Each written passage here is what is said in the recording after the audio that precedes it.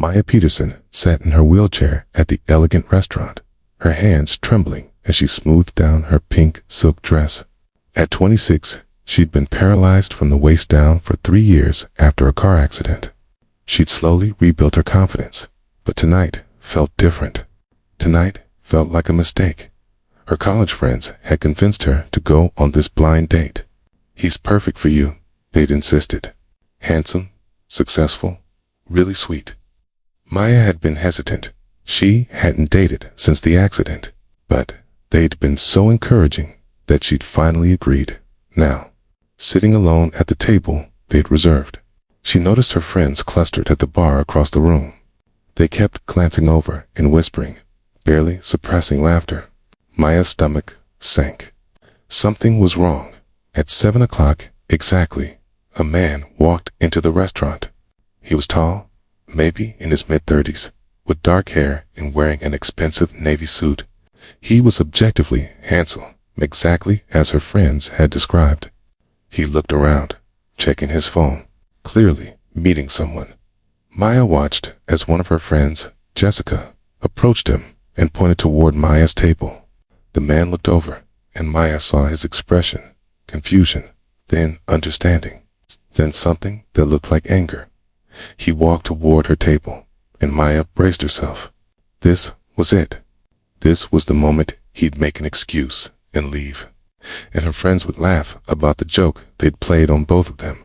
But instead of leaving, the man pulled out the chair across from her and sat down. "Hi," he said, his voice quiet. "I'm Connor. Connor Matthews." "Connor," she managed. "Maya Peterson." Connor's jaw was tight. "Maya, I need to ask you something, and I need you to be honest with me. Did you know about this?" "Know about what?" "The setup. The joke." Connor's eyes moved to the bar where Maya's friends were watching. "Because I'm pretty sure someone thought it would be funny to set both of us up for humiliation." Maya felt tears prick her eyes. "I don't understand." Connor pulled out his phone and showed her a text message thread. "These are from someone named Jessica. She said she had a friend who'd be perfect for me, beautiful, smart, funny. She sent photos. Kid." He scrolled. "The photos were of you, but they were all from before your accident, I'm guessing. None showed the wheelchair." Maya's face burned with shame. "I'm so sorry. I didn't know. Jessica and the others convinced me to come.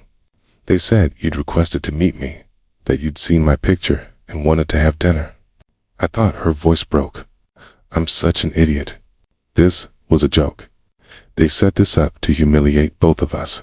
Connor looked back at the bar, where Maya's friends were now openly laughing, phones out, clearly recording. His expression hardened. "Well," he said, turning back to Maya with a gentle smile, "let's not give them the satisfaction." "What?" Connor reached across the table and took Maya's hand. "They want us to be embarrassed and leave. They want to laugh at us. So instead, let's stay. Let's have dinner. Let's show them that their cruelty says everything about them and nothing about us." Maya looked at this stranger who was holding her hand with such kindness. "You don't have to do this. You can leave. I understand. I know I don't have to, but I want to. And Maya, I need you to know something.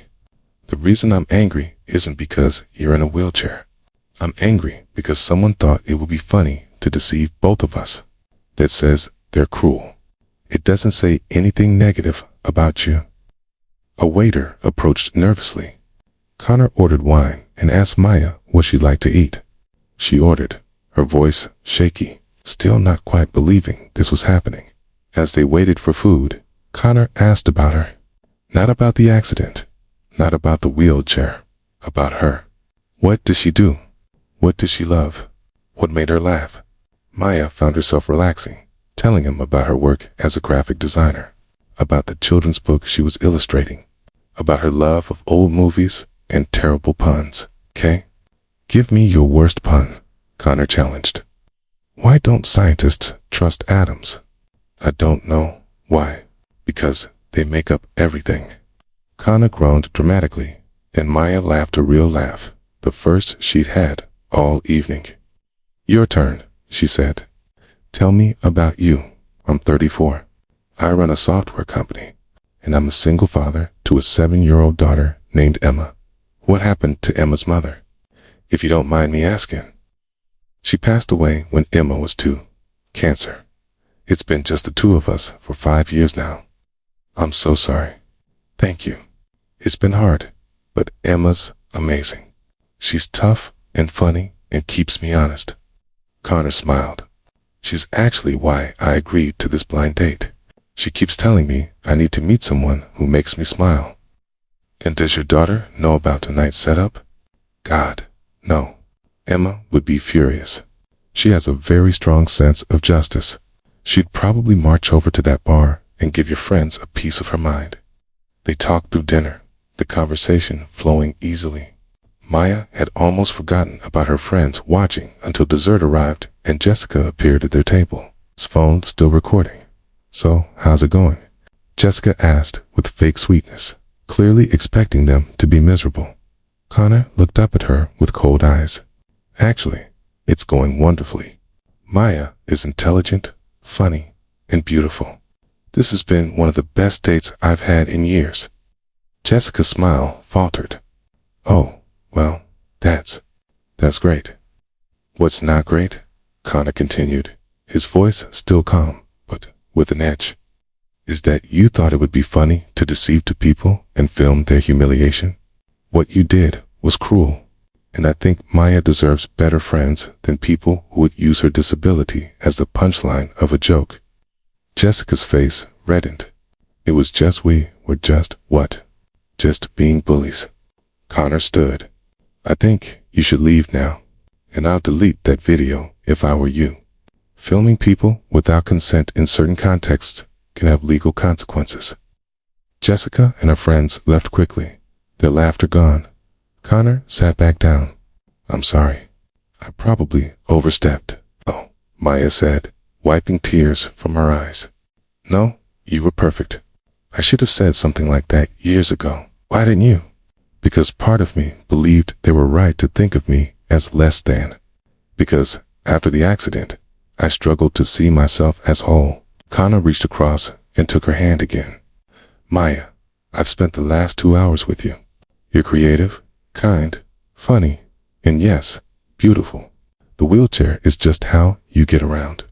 It's not who you are. When dinner ended, Connor insisted on driving Maya home. As he helped her into his car, she said, You know, you don't have to keep being nice to me. The joke's over. You've proven your point. This isn't about proving a point anymore. I genuinely like you, and if you're willing, I'd like to see you again. A real date this time, not one set up by terrible people. Why? Because you make me smile, and my daughter told me that was important. Over the following months, Maya and Connor dated. He was patient, never treating her disability as something to overcome or ignore, but simply as part of who she was. He asked questions when he didn't understand something, offered help when she needed it, and stepped back when she didn't. When Maya finally met Emma, the little girl hugged her immediately and announced, You're pretty and you have a cool chair with sparkly wheels. Thank you, Maya said, laughing. Your dad helped me decorate them. My dad's really good at you, Emma said, seriously. He smiles a lot now, year after that disastrous blind date. Connor proposed at the same restaurant where they'd first met. I wanted to come back here, Connor explained, down on one knee, because this is where we both could have let cruelty win. This is where we both could have run away in embarrassment. But instead, we chose to stay. We chose to see each other. And Maya, I want to keep choosing you every day for the rest of my life. Maya said yes through happy tears at their wedding. Connor's toast included a pointed message. Someone once tried to use Maya's wheelchair as a punchline. They thought her disability made her less worthy of love. They were wrong. Maya is the strongest, most courageous person I know. She faces every day with grace and humor. She's taught me and Emma that real strength isn't about walking. It's about how you face the world, how you treat people, how you love. Years later, when Emma was older and asked about how her parents met. Maya told her the truth about the cruel joke, about the fake friends, about sitting in that restaurant feeling humiliated. But here's what I learned, Maya said. Sometimes the worst moments lead to the best things. Those people tried to make me feel small. Instead, they led me to your father, who made me feel seen. They thought they were setting up a joke. They didn't realize they were setting up my future. Sometimes cruelty reveals who people really are, not the victims, but the perpetrators. Sometimes a wheelchair is just a chair. Sometimes the person who stays when others expect them to leave becomes the love of your life.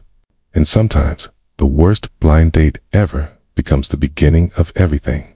If this story touched your heart, please like and share it. Subscribe for more stories about dignity, love, and unexpected beginnings. Leave a comment about choosing kindness when others choose cruelty. Your stories inspire us all.